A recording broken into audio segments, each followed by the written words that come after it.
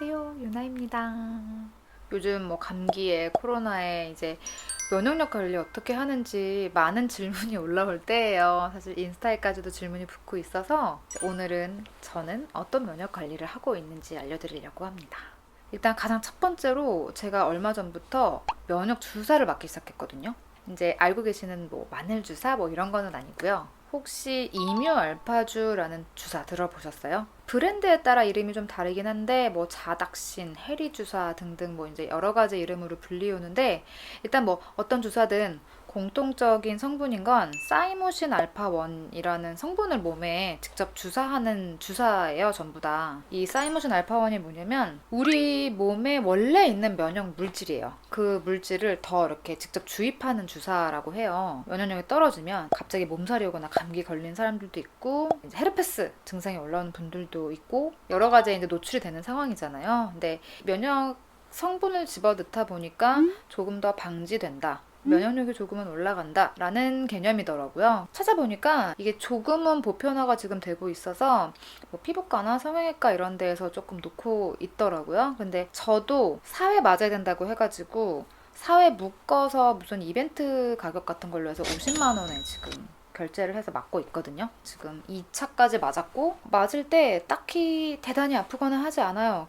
뭐 이렇게 약간 따끔한 정도고 저 주사 조금 엄살 심하거든요. 근데 안 아파요. 근데 이 주사를 맞았다고 막 힘이 뻗치고 막 이러는 건 아니고 안전하다고 하고 괜찮다고 해서 저도 일단 믿고 맞고 있고요. 이제 올겨울에 감기가 좀 덜 걸리고 몸살이 좀 덜 나고 면역력 저하에 의한 뭔가 잔병 치레가 있지 않았으면 좋겠다라는 걸 기대하고 있습니다. 주사 하나로 얘기가 좀 길었네요. 그리고 두 번째로 이거는 제가 좀 돈을 들인 건데 제가 건식 반신욕기를 샀어요. 몸의 1도씨만 높여도 몸 자체 면역력이 엄청 높아진다라는 내용이 많이 나왔었잖아요. 저는 혈액순환도 잘 안 되고 손발이 차잖아요. 하체도 차고 몸이 차면 사람은 면역력이 급 떨어질 수밖에 없거든요. 그래서 저는 매년 겨울에 감기, 특히 몸살은 항상 달고 살았었어요. 그러니까 뭔가 연중 행사처럼. 그리고 저처럼 면역력이 나쁜 사람들, 안 좋은 사람은 감기를 한번 들으면 진짜 안 떨어지는데 감기에 순서가 있어요. 콧물 감기를 시작했다가 심한 몸살이 왔다가 이제 기침 감기로 전이가 되는데 이 기침이 막 심하면 3달 이상 가요. 그래서 나중엔 기침을 하다가 너무 배가 아프고 폐가 아파서 기침은 나는데 막 폐는 아프고 배는 아프고 막 이런 상황이 항상 있었거든요. 그래서 제가 반신욕기를 사라고 말씀드릴 수는 없지만 비슷하게나마 이제 집에서 발을 조격으로 담그고 계시는 것도 좋고 이것도 귀찮다면 알려드린 아주 쉬운 팁. 발이 차가운데 좀 빨리 따뜻하게 하고 싶다 하면 양말을 입구를 드라이기를 넣어서 따뜻하게 한 다음에 얼른 신어서 마사지 하라고 알려드렸잖아요. 이 방법 괜찮거든요. 뭐 반신욕을 하는 것만큼은 아니겠지만 발을 차게 계속 두는 게 진짜 안 좋아요, 여러분. 그리고 그 면역력에 좋은 또 한 가지 이침 혹은 티침이라고 들어보셨나요? 요렇게 일회용짜리 침이 10개가 들어있는 게 5개가 들어있는 게 1,000원도 안 해요. 900 몇십 원 준 것 같고 이게 보면 이렇게 하나를 딱 띄면 여기 2mm 정도 되는 아주 얇고 미세한 침이 붙어 있거든요. 그래서 요거를 귀에 본인이 필요한 혈자리에다 이렇게 꾹 눌러서 붙이면 돼요. 사실 귀의 혈자리는 그냥 인터넷에 뭐 귀 혈자리 이렇게만 쳐도 진짜 다양하게 나와요. 뭐 시각 억제에 좋은 혈자리, 뭐 다이어트 아니면은 뭐 면역력, 뭐 소화불량, 뭐 되게 다양한 게 나오거든요. 그래서 저도 찾아서 하고 많은 분들이 다 찾아서 하세요. 근데 집에서 혼자 저런 거를 보고 막 붙여도 돼요? 뭐 이러다 입 돌아가는 거 아니에요?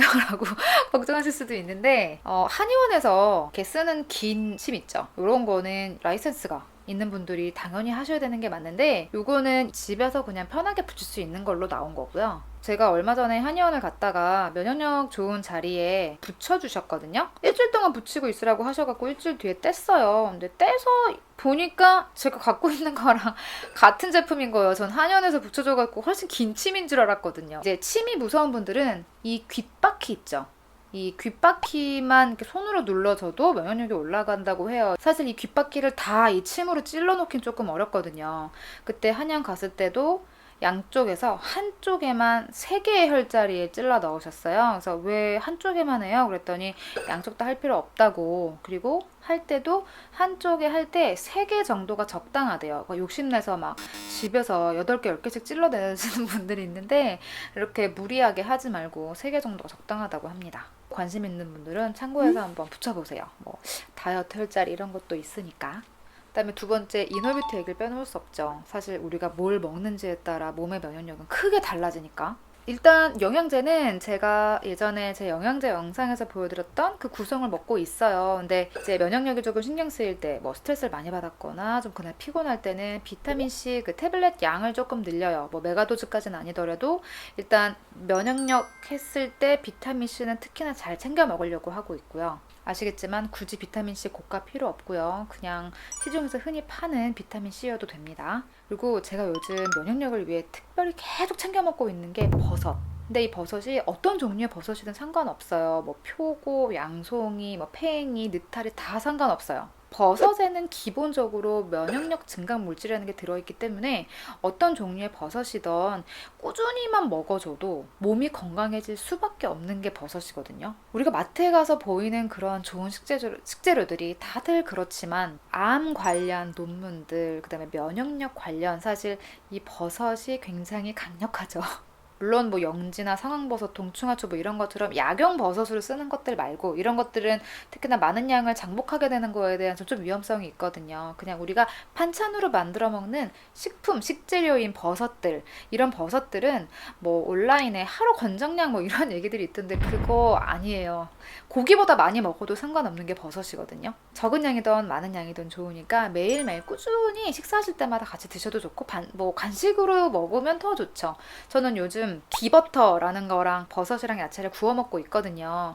이 기버터가 왜 버터는 유당 때문에 유당불내인 분들이 못 드시잖아요. 이 기버터는 끓여서 이 유당을 다 태운 거기 때문에 유당불내인 분들도 드실 수 있고 정말 몸에 좋은 버터예요. 그래서 그냥 야채만 채소만 구우면 맛이 없는데 사실 버터에 해야 맛있지만 우리가 유당이나 이런 거 신경 쓰여서 잘 안 먹는 거잖아요. 근데 기버터를 살짝만 발라서 구우면 너무너무 맛있고 건강도 챙길 수 있어요. 유당불내 때문에 버터를 못 드셨던 분들 한번 참고해보세요. 기버터.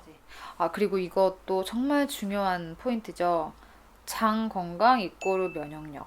장이 좋지 못하면 바로 생기는 문제가 면역력 저하잖아요. 물론 저는 뷰스터를 챙겨 먹고 있기 때문에 계속 장에 대한 케어를 하고 있지만 사실 뭐 모든 분들이 뷰스터를 드시는 건 아니니까 유산균이라도 꼭 챙겨 드세요. 생각보다 평소 식습관에서 충분한 채소를 드시지 못하는 분들이 정말 많이 계신데 식이섬유가 충분하지 못하면 배변 활동이 원활할 수가 없고 계속 안에 이제 음식물 노폐물, 찌꺼기들이 있기 때문에 가스가 올라오고 그러면 장에서 올라오는 것 때문에 다른 기관들까지, 장기 기관들까지 데미지를 입거든요. 몸의 면역력을 생각하신다면 꼭 유산균이라도, 그러니까 장 건강에 꼭 신경을 쓰셔야 돼요. 그리고 면역력을 위해서 한약 지어 먹는 거 좋죠. 너무 좋은데 사실 가격도 비싸기도 하고 사실 저는 제철 식재료를 더 강추해요. 제철에 나오는 야채와 과일을 먹는 게 이게 보약이에요. 딱 그 철에 나오는 과일이나 채소들은 정말 보약 이상의 어마어마한 영양분, 영양소들을 가득 안고 나오거든요. 그래서 우리가 그걸 먹기만 해도 그냥 보약을 먹는 거라고 생각하시면 돼요. 특히 저는 요즘 제철 음식으로 제일 많이 먹는 게 그러니까 무화과, 무, 호박 이 3가지를 정말 자주 먹거든요. 뭐 무화과는 아침 저녁으로 먹고 있고 뭐 무는 각종 반찬을 다 만들어 먹어요. 뭐 무생채, 무조림, 뭐 깍두기 또 뭐 있지? 요즘 피클도 담갔구나. 네, 무로도 진짜 각종 음식을 다 해먹고 있고 특히 요즘 단호박이 너무너무 맛있어요. 기버터에서 살짝 팬에 구워서 먹으면 정말 간식으로 너무너무 몸에 좋은 간식인데 너무 맛있어서 좀 과식을 하게 되긴 해요. 보약은 쓰잖아요. 제철 과일이나 제철 야채는 너무 달고 맛있어요. 자, 그리고 마지막으로 면역력에 필수인 운동.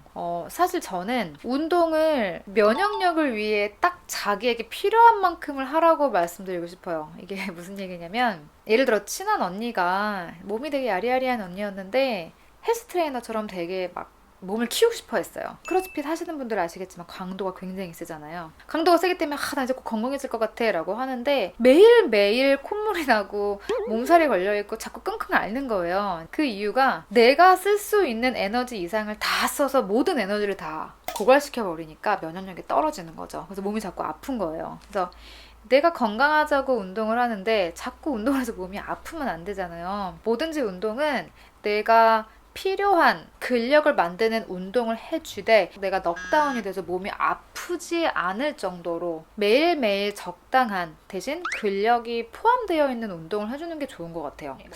얘기를 하다 보니까 피부를 위한 면역력도 물어보실 것 같아요. 갑자기 환절기가 되면 사실 완전히 한겨울의 한중간보다 막 갑자기 추워질 때가 피부가 더 건조하죠. 그 이유가 적응 시기 때문에 그렇거든요. 여름에 습하고 더웠던 거에 피부가 적응이 되어 있었는데 갑자기 추워지면서 습도가 내려가면서 이 환경에 적응이 안 되는 거예요, 애가. 그래서 더 건조함을 느끼는 거거든요. 사실 이럴 때 피부 면역력도 떨어지는 거는 사실이에요. 그래서 이 시기로 넘어갈 때는 오일 케어를 또 잘 해주는 편이에요. 그래서 피부 장벽도 손상되지 않게 잘 유지를 해주려고 하고.